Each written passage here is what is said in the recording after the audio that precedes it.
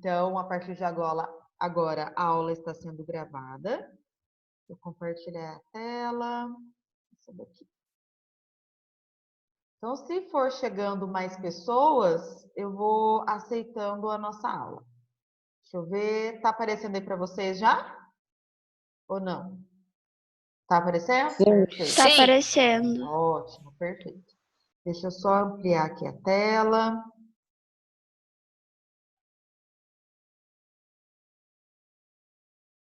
Pedro chegando agora.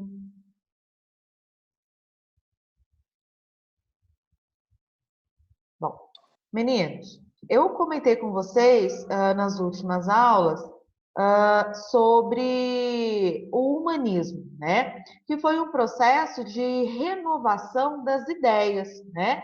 Então, a educação antes era basicamente religiosa, teológica, e a partir de agora a gente viu do humanismo, nós vimos que essa educação ela também passa a ser laica, né? Então surgem algumas universidades que visam a formação do indivíduo com conteúdos que não são necessariamente religiosos, né? Então a gente viu mudanças no campo das artes, no campo da política, no campo da ciência, mas e a igreja? Será que a igreja não foi nem um pouquinho afetada pelas mudanças de ideias? Sim, de fato a igreja foi afetada por essa mudança da forma de pensar. Então, esse processo de mudanças que a igreja começou a sofrer, a gente vai falar de reformas protestantes. Só que vocês vão entender o que é que significa isso, tá? Então, presta bem atenção nessas imagens. Aqui é um monge, ele nessa imagenzinha aqui, ele com a mão no peito, assustado, com várias pessoas falando com ele, tá? Então, acontece o seguinte, a partir do iluminismo, algumas pessoas começaram a criticar a igreja, tá? Então, começaram a criticar a igreja perante a corrupção, começaram a criticar a igreja perante a postura de alguns padres, através também, começaram a criticar através da interpretação que alguns padres faziam da Bíblia, tá? Então, muitas críticas começaram a surgir sobre a igreja católica. Tudo bem? Alguém está me chamando aqui, deixa eu ver quem é.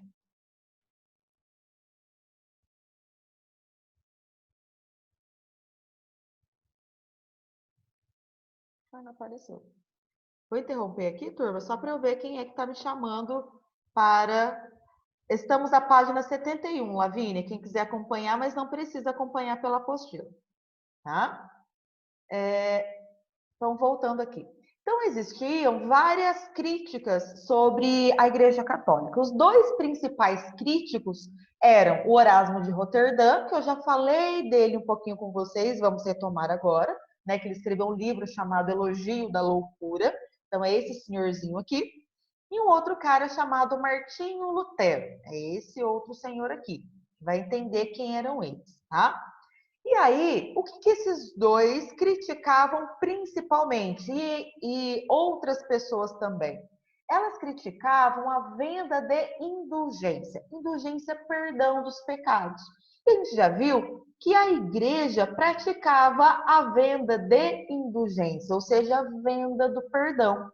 E aí, para a igreja católica, a venda da indulgência começou a ser um negócio extremamente lucrativo. Pra vocês terem uma ideia, alguns bancos da época começaram, inclusive, a vender o perdão. Então, por exemplo, se você morava perto de uma vila e ali essa vila tinha um banco e uma igreja muito poderosa, você não precisava ir até a igreja comprar o seu perdão, você podia ir no banco, que os padres deixavam lá como se fosse um recibinho dizendo que se você pagasse, você teria o seu perdão. Olha que loucura, né? Então você comprava o seu perdão, inclusive no banco, né? Então isso passou a ser um negócio muito lucrativo dentro da Europa, tá? E aí, uma das pessoas que mais defendiam a venda de indulgências era esse cara aqui, ó, um padre chamado Johann Tetzel, tá? Ele dizia assim que se você quisesse o seu perdão, quisesse conquistar o céu, o paraíso quando você morresse, você deveria ter o perdão de todos os seus pecados. E aí, o que ele acabava prometendo? Que, olha, quanto mais você contribuir financeiramente, mais pecado você vai ter perdoado. Inclusive, ele oferecia o perdão total. O que é isso? Então, eu, Bia, sou uma pecadora, tenho muito medo de ir para o inferno. O que eu faço, então? Eu vou até a igreja ou vou até o banco e acabo pedindo o perdão pelos pecados que eu já cometi e pelos pecados que eu vou cometer até o final da minha vida. Olha que loucura isso. Será que existe uma coisa dessa? Né? Então, esse Johann Tetzel, ele foi um defensor, tá? Dos perdões aí totais, ou seja, eu vou pagar pelos pecados que eu já cometi e vou acabar pagando também pelos pecados que eu cometerei até o final da minha vida. E aí, pagando, eu estou livre de todos os meus pecados. Antônio, você levantou a mão, pode falar. Então, esse perdão total significa que se eu comprasse isso, eu podia fazer o que eu quisesse e eu nunca iria para o inferno. Exato, porque você já pagou para isso, tá? O que não quer dizer que era barato, que todo mundo tinha condição para isso, tá? Pelo contrário, né? E se você Era não uma tivesse situação dinheiro para bem ser cara. perdoado? E aí é o que você tem que sofrer como pobre. Você vai trabalhar para Não a perdão igreja. total, tipo perdão normal. Então, aí se você não tem dinheiro, você vai acabar fazendo penitência, você vai ter que trabalhar para os monges das igrejas até você ter os seus pecados perdoados, certo? E aí, pessoal, essas Obrigada. indulgências, né, elas eram vendidas e elas se tornaram muito lucrativas. Inclusive, grande parte do dinheiro arrecadado com a venda de indulgências foi utilizado para a construção dessa igreja aqui, ó. Para quem é católico, já deve ter ouvido falar muito dessa igreja, a Basílica de São Pedro, que fica bem no centro de Roma, onde o Papa vem aqui, realiza suas ações, as suas missas, suas celebrações.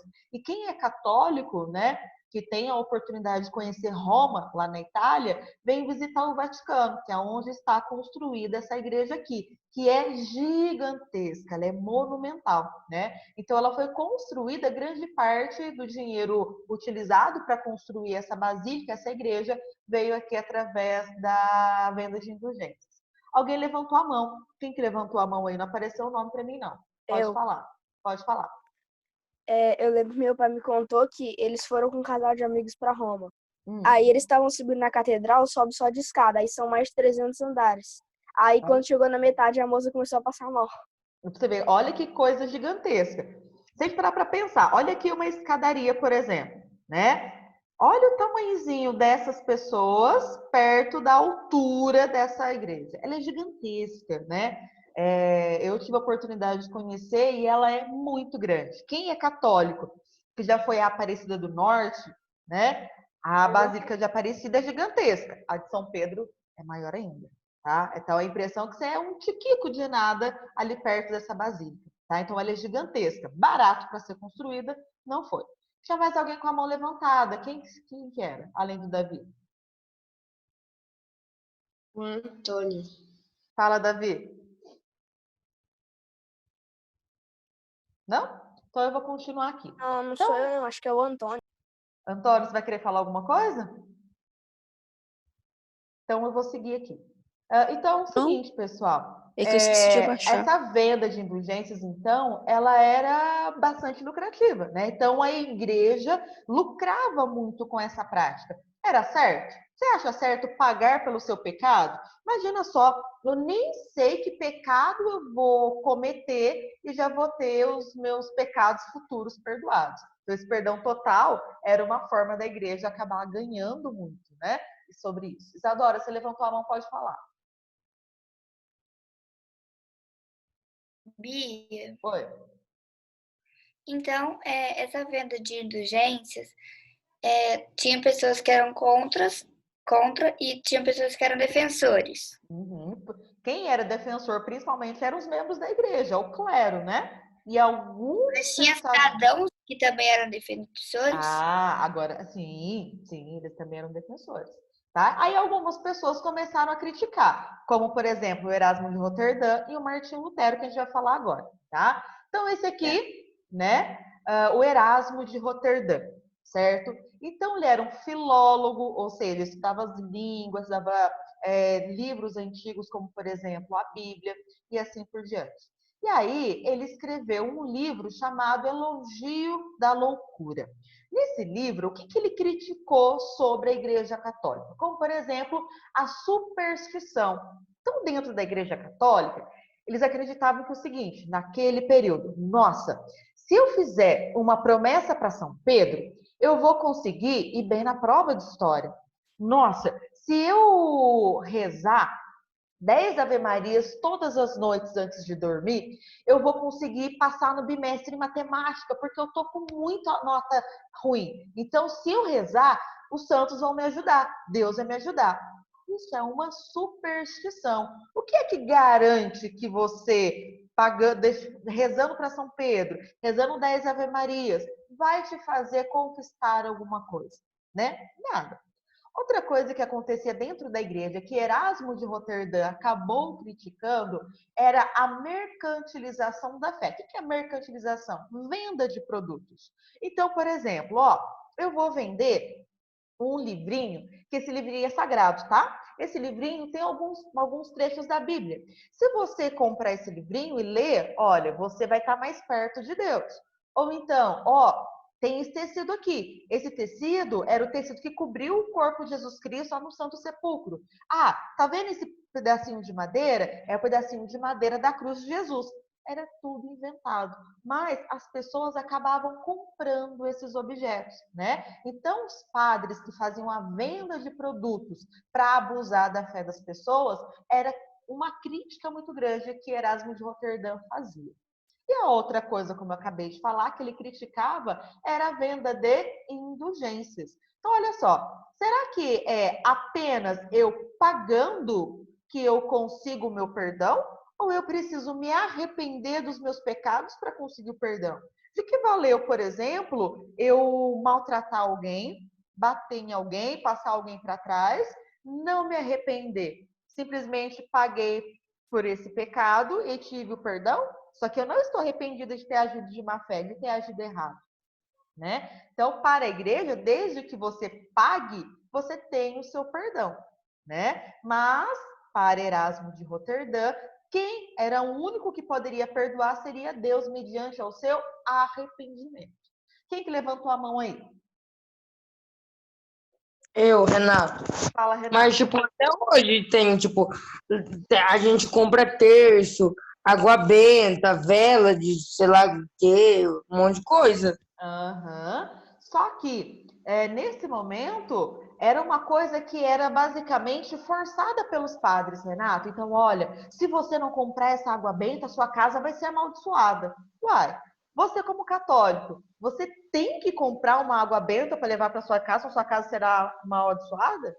Não, né? Não. Então você compra porque você... Então hoje você não é obrigado. Naquela época, na Idade Média, a igreja fazia as pessoas acreditarem que elas tinham que comprar aqueles objetos. Caso contrário, elas seriam pecadoras ou pessoas que estavam mais longe de Deus. Ok? Tem mais alguém aí, por favor, além do Renato? Sou eu. Fala primeiro, Letícia. Ô, professora, mas tipo, as pessoas, os padres, eles ganhavam um salário, uma coisa assim? Sim.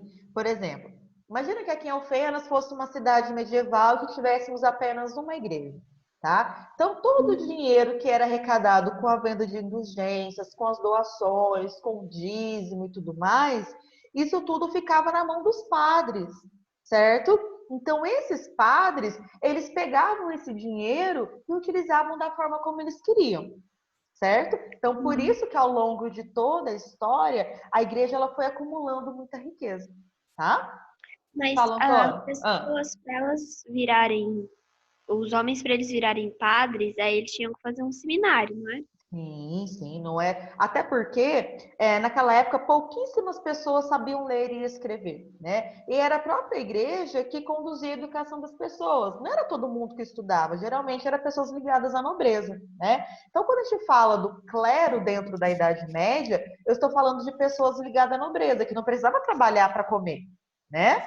E aí, essas pessoas, elas se dedicavam anos estudando, praticando a caligrafia, aprendendo latim, porque tudo que era ligado à religião era escrito em latim, né? Eles ficavam aprendendo, por exemplo, a ilustração, porque eles passavam livros a limpo e assim por diante. Tá? Então, não era uma coisa do dia para a noite virei padre, não.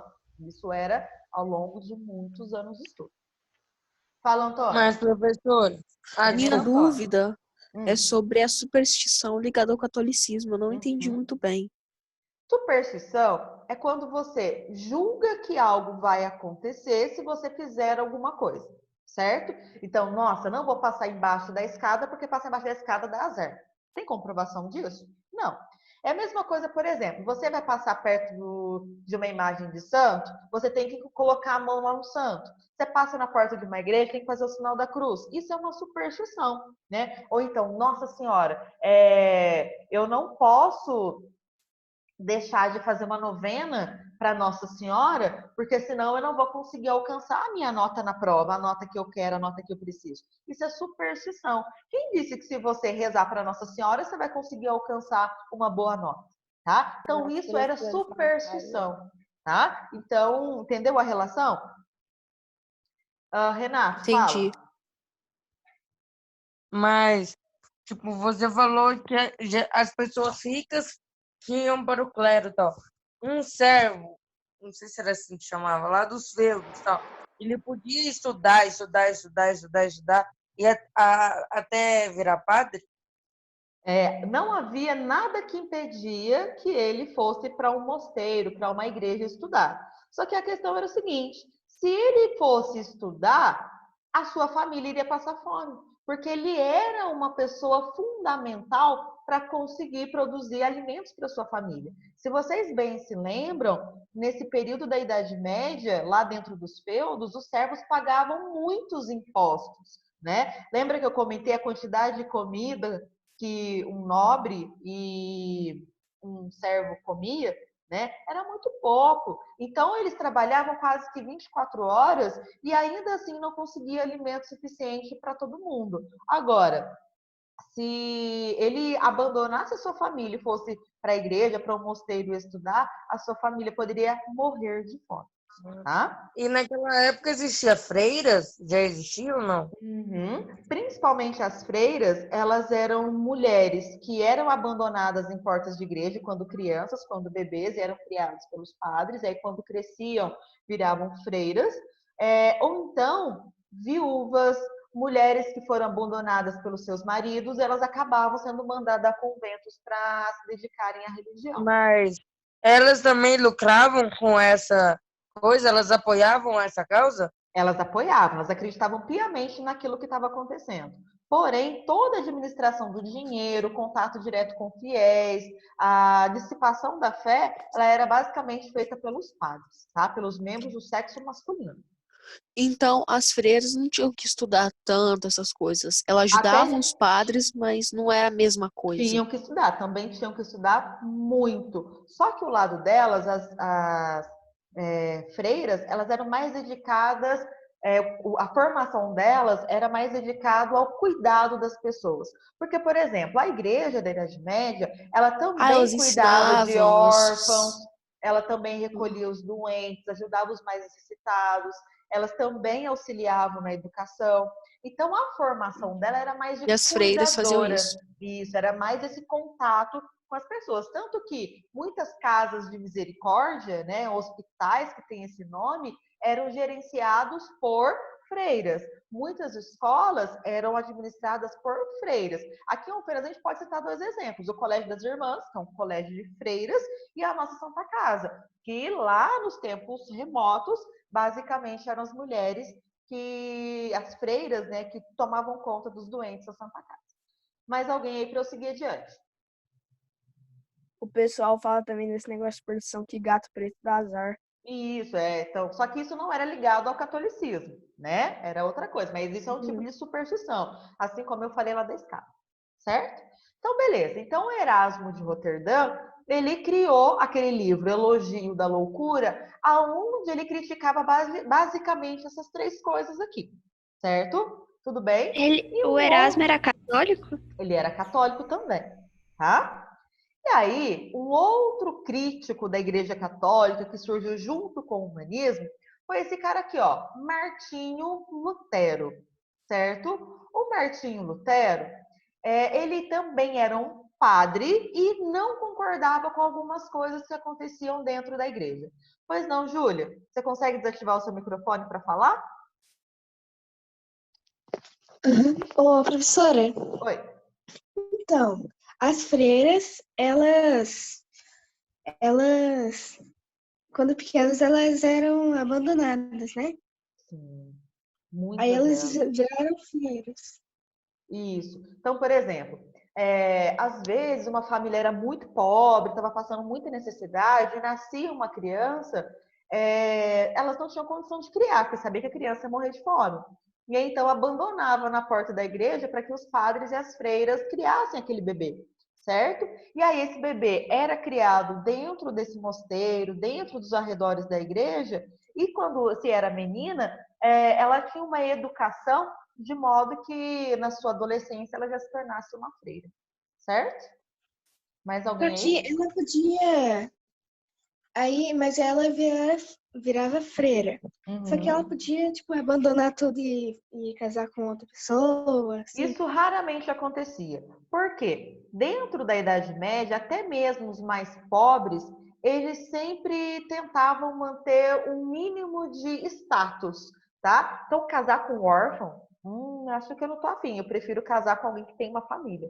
Olha que visão preconceituosa, né? Então, basicamente, as meninas que eram abandonadas viravam freiras, cuidadoras, certo? E os meninos, eles viravam empregados das igrejas e dos mosteiros, tá?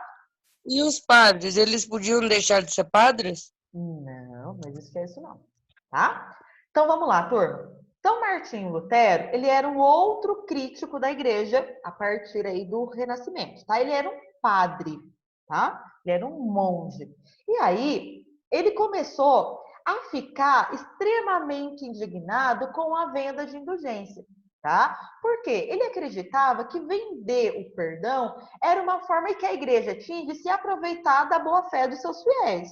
Ó, então é o seguinte, tinha gente, pessoal, que realmente acreditava que pagando um dinheiro você tinha os seus pecados perdoados. Então, a igreja sabia que não era assim. Então, ele defendia que vender indulgência era basicamente uma forma de eu me aproveitar da boa-fé dos fiéis. E aí, no ano de 1517, Martinho Lutero escreveu um livro que ficou conhecido como as 95 Teses de Lutero. Tá? Então, esse livro, conhecido como as Teses de Lutero, tinha 95 pontos que ele criticava na Igreja Católica. Tá? E aí, tinha várias críticas. A principal delas era a venda de indulgência. Tá? Ele criticava, por exemplo, a corrupção dentro da igreja. Ele criticava, por exemplo, a venda de objetos, ele criticava a adoração de imagens, entre outras coisas, tá? Então, ele criticava 95 coisas no seu livro, o livro As Teses de Lutero, tá? Publicado em 1517. E aí, lá no dia 31 de outubro desse mesmo ano, depois que ele escreveu esse livro, ele foi em frente à igreja de um castelo, do castelo de Wittenberg, e começa a pregar as suas teses, ou seja, a dizer quais eram as coisas que ele não concordava dentro da igreja, mesmo ele sendo um membro da igreja. E aí, ele vai enviar uma carta a um arcebispo. O que é um arcebispo? É o indivíduo que é abaixo do Papa, tá? Então, ele manda uma carta ao arcebispo Alberto de Mães, pedindo para que ele fosse assistir a essa pregação e que nessa pregação Lutero iria basicamente mostrar o seu descontentamento com a venda de indulgências. E ele começou a pregar. Eu não concordo com isso, com aquilo, aquilo outro, deve ser assim, assim, assim, tá? Então ele, no dia 31 de outubro de 1517, o Martinho Lutero começa a pregar as suas 95 teses. É essa data, pessoal, que marca o início da Reforma Protestante, que vocês vão entender o que é daqui a pouco. tá? Ô, Tudo Bia, bem? Bia, Pois não. Bia, provavelmente esse. Como é que chama mesmo? Lutero? Martinho Lutero, isso. É. Esse aí, ele provavelmente deve ter sido morto, né? Ah, vamos descobrir agora. Cenas dos próximos capítulos. Professora, Pois não, então o Antônio. livro que ele escreveu era as teses de Lutero e era Isso. baseado nas críticas dele. E ele Isso, eram começou a só pregar isso. críticas. Eram 95 críticas que ele tinha à igreja. E ele Tá? falava essas críticas para os cristãos ou só para dentro da igreja? Aham. Tanto que ele estava na Você falou porta que de ele uma pregava? igreja. Isso, ele foi na porta de uma igreja falar quais eram as teses que ele tinha criado contra a igreja. Tá? Então, no dia 31 de outubro de 1517, Lutero foi para a igreja falar que coisas que ele não concordava, que ele via dentro da igreja. Tá? E aí, quando ele começou a mostrar as 95 coisas que ele acreditava, que deveriam ser diferentes dentro da igreja, que ele não concordava, ele queria fazer uma reforma dentro da igreja.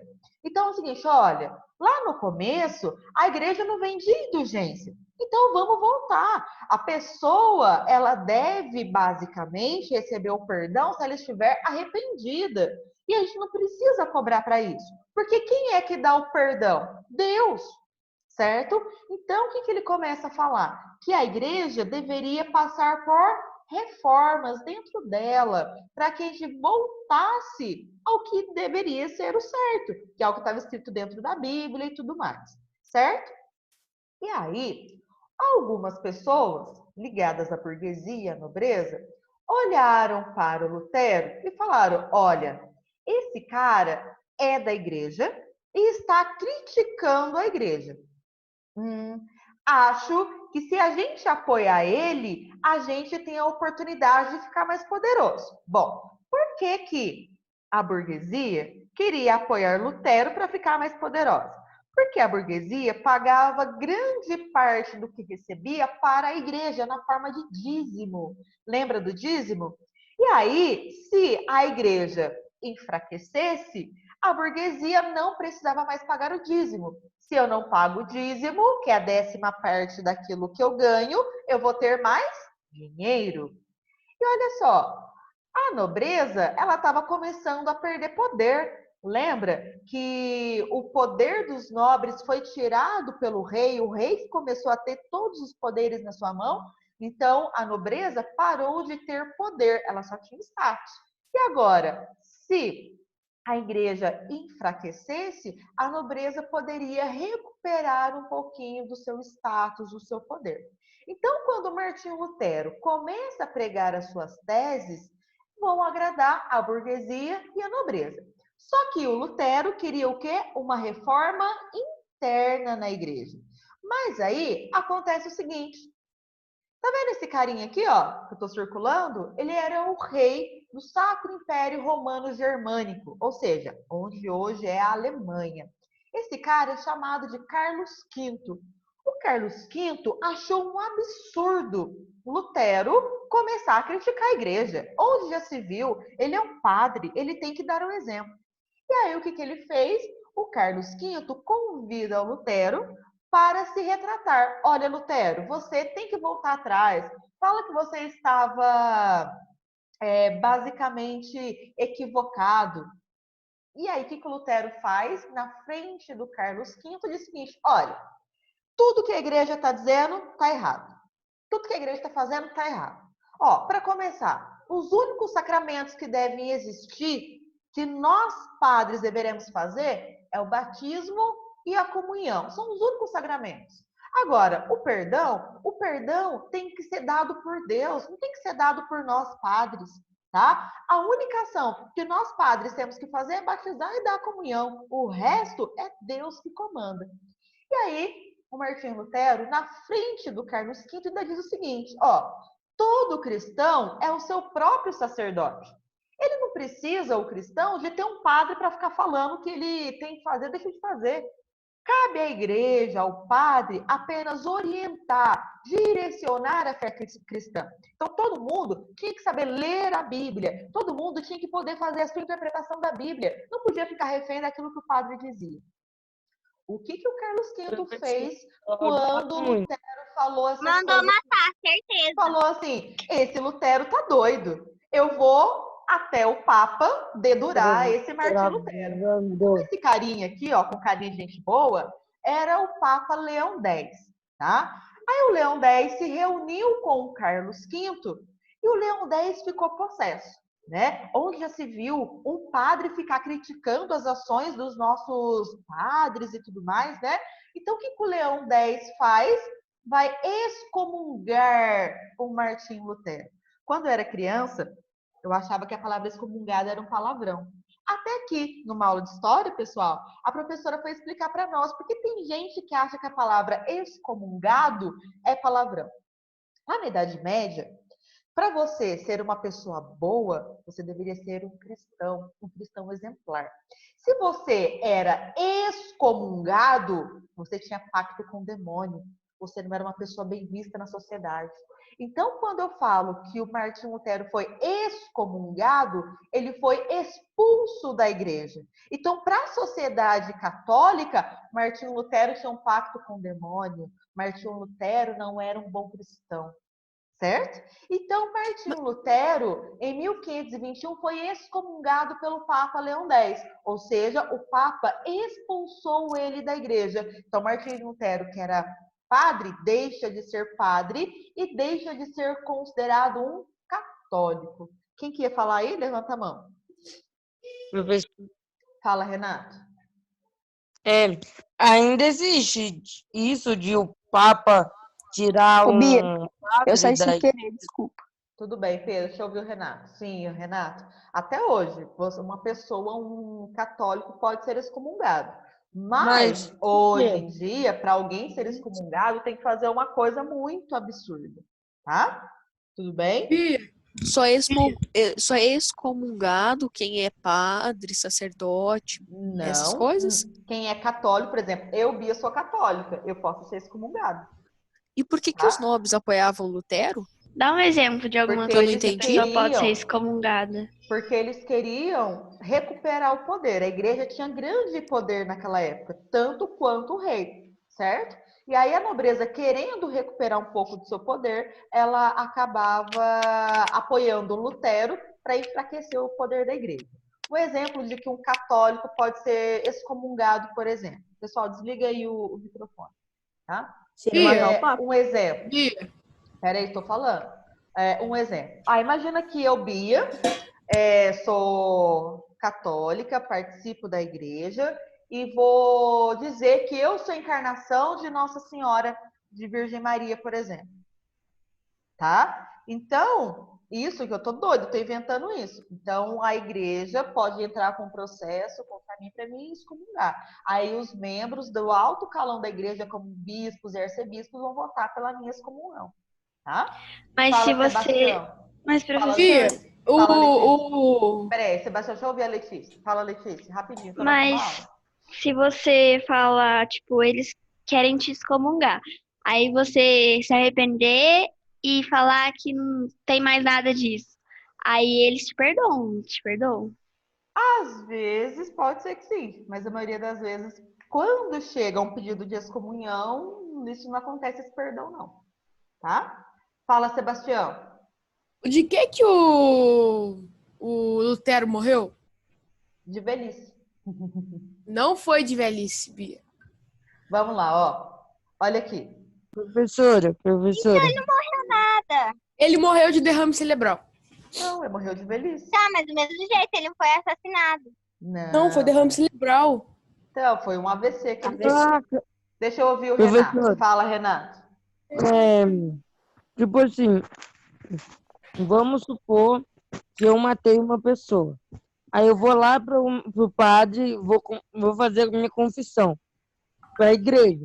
O padre não pode contar tipo para ninguém, mas se ele contar, por exemplo, para alguém, ele pode ser excomungado? Não, isso não. Tá? Ele pode sofrer algumas penalidades dentro da igreja, como, por exemplo, nunca mais fazer comunhão, nunca mais participar dos rituais religiosos, como missa, tá? A própria Bia, mas essa é a palavra que ele dá pro cara, tipo, senão ele fez um pecado, porque ele falou pro cara que não vai contar pra ninguém, aí a pessoa faz a confissão pra ele. Mas ser excomungado por conta disso era muito difícil. tá? Meninos, deixa eu só tentar adiantar aqui um pouquinho, pelo menos para terminar de falar do Lutero, que a aula vai acabar, tá? Então, o Lutero, ele foi excomungado, né? E aí, dentro da Alemanha, né? Já que o Carlos V estava contra o Lutero, dentro da Alemanha, pessoal, existiam várias províncias, como se fossem vários estados. Cada estado tinha um príncipe, tá? E aí, os vários príncipes apoiaram o Lutero, porque o Esse Lutero... queijo tá bom? Sebastião, desliga aí. Desligou? E aí, o Lutero, ele acabou sendo protegido por príncipes alemães. E esses príncipes eram contra o Carlos V. Aí na próxima aula eu continuo a partir daqui. Tá? Então, quando ele foi excomungado, ele não foi julgado e morto pela igreja. Tudo bem? Certinho? Pessoal, na próxima aula, eu continuo falando do Lutero e de outras pessoas que acabaram seguindo essa mesma linha que o Lutero fez, de criticar publicamente a igreja. Tá bom? Se alguém tiver dúvida sobre isso, eu vou passar um para casa. Acho que não vai dar tempo de eu falar aqui para vocês.